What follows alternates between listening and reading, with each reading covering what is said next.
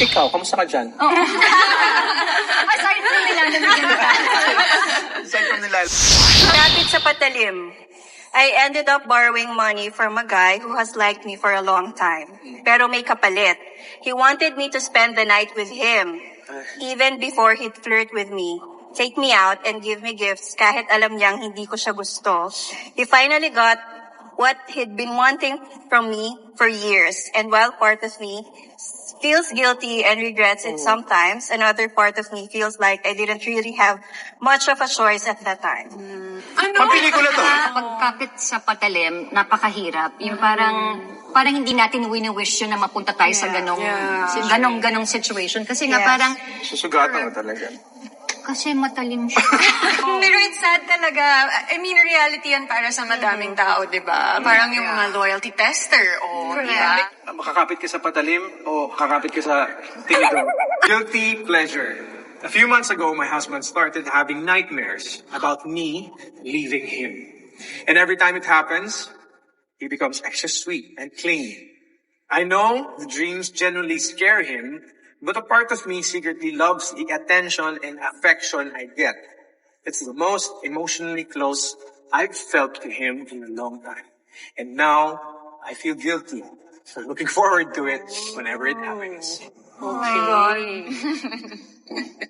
Okay, next. I mean, that's so sad, Kasi imagine mo parang pinipray mo na, shock, sana magka-nightmare yung asawa ko para maging extra close siya. Parang that's so sad.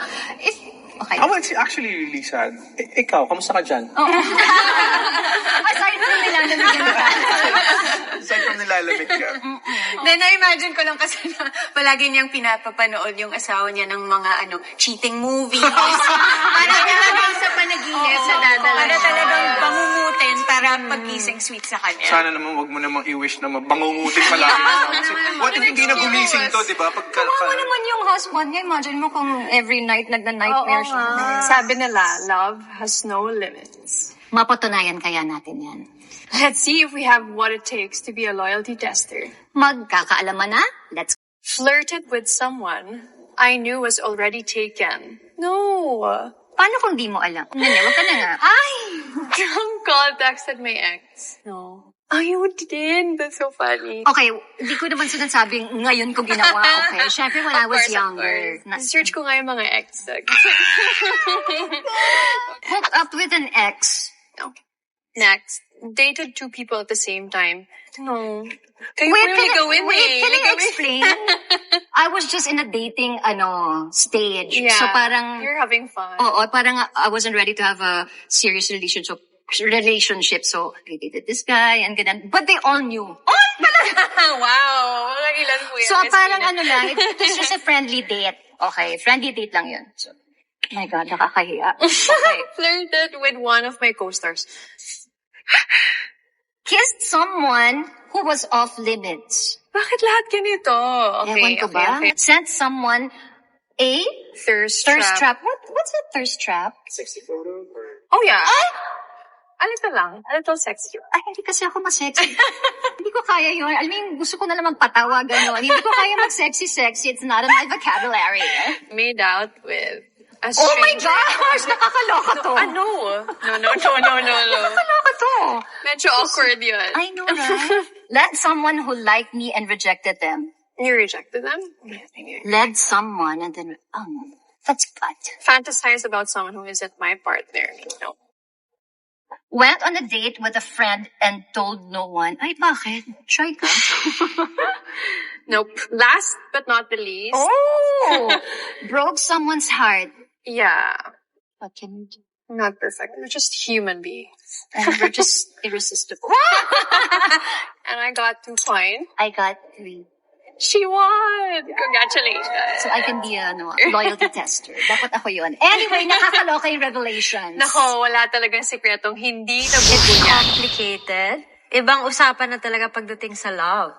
Ang tanong, are you ready to face the reality of being in a relationship? Nako, mahirap yan. Magkakabukingan na sent someone a thirst trap. Thirst trap. Yes. Counted ba yung mga IG story, wow. Girl, pag sa sinan mo. Counted. Basta pinost, counted. Fantasize. Fantasized about someone who isn't my partner. Counted ba yung mga Hollywood? Alam ko, may alam ako sa'yo. Oo nga pala, no? Di Sige, ba? ayan na. Si Justin Bieber. Ano ba yun eh? Ito pa rin ako. Wala. Hindi ako ganon. Pag may crush nga na Hollywood actor. Pero dati kasi nung bata ako, iniisip ko si Justin Bieber, magjowa kami. Pero I don't think that's fantasizing. Made out with a stranger in public. Grabe kayo. Tapos bawal magsinungaling dito. Parang, Nagawa mo na? hindi. In Okay. public, led someone who liked me and rejected them. Uy, paasa. In short. Yes. Hindi ko sure. Wait lang. Hindi Ay, hindi. Malinaw na hindi ko siya gusto. Tapos, Walang may gusto siya sa rejection. akin, pero nilinaw ko na hanggang friends lang talaga. Hindi ko maalala. Yun, honest. Hindi ko maalala. Hooked up with an ex. Ay! Last na po ba yun? Oh. Pwede ba mag-lie dito? Bahala na kayo. Yan na. Wala namang lie detecting dito. Kinaya niyo ba yun? Hindi ko kinaya. Ngayon, alam nyo na, sino nga ba ang totoong loyalty? Siblings do crazy things. Pero kaya mo bang aminin lahat ng to? So there's only one way to find out. Tignan natin if we truly have what it takes to be a loyalty tester. Drunk called or texted my ex. Ikaw din? Yeah, no. No? Pag drunk ako dati, wala yung phone ko eh. Valid. Flirted with someone I knew was already taken. Big no. Bro code. Hooked up with an ex. Grabe naman to. This is like R18. Oh. Thanks for your honesty.